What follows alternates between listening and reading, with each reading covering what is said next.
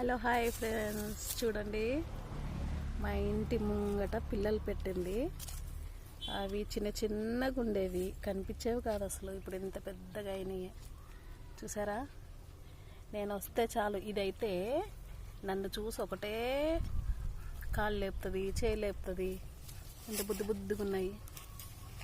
మేము పెంచుకుందాం అనుకుంటున్నాం, కానీ మా ఇంట్లో జానీ ఉండేది, అది మొన్న చనిపోయింది.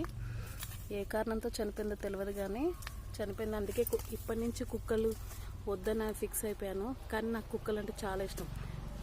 చూడండి ఎంత బుద్ధిగా ఉన్నాయో. నీళ్ళు పెట్టాను.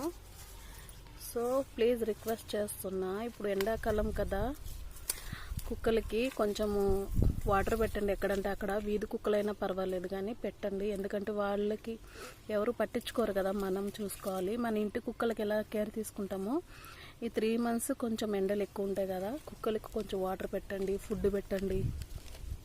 మనం వేరే పుణ్యాలు చేయనవసరం లేదు. ఇట్లా కుక్కలకి వాటర్ పెడితే సరిపోతుంది.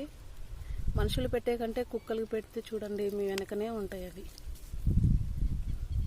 వీధి కుక్కలు ఎన్నో ఉన్నాయి, అసలు ఎవరు పట్టించుకోకుండా. వాటికి నీళ్ళు కావాలంటే కాలువలో, మురికి కాలువలో అన్నీ నీళ్ళు తాగుతాయి అన్నమాట. హెల్త్ పాడైపోతుంది. సో ఇట్లా వాటర్ అయితే పెట్టండి. ఇలా నేను పెట్టాను. ఫుడ్ కూడా మీకు చేతనైతే ఫుడ్ పెట్టండి.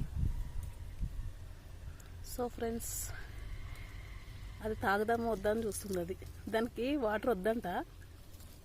ఏం తీసుకొచ్చావు, సండే స్పెషల్ కదా, ఏం తీసుకొచ్చావు అని అడుగుతుంది. నేనే ఇంకా వంట చేయలేదు ఇంట్లోని. సో మాది వెనక ఇక్కడే ఉంటాము.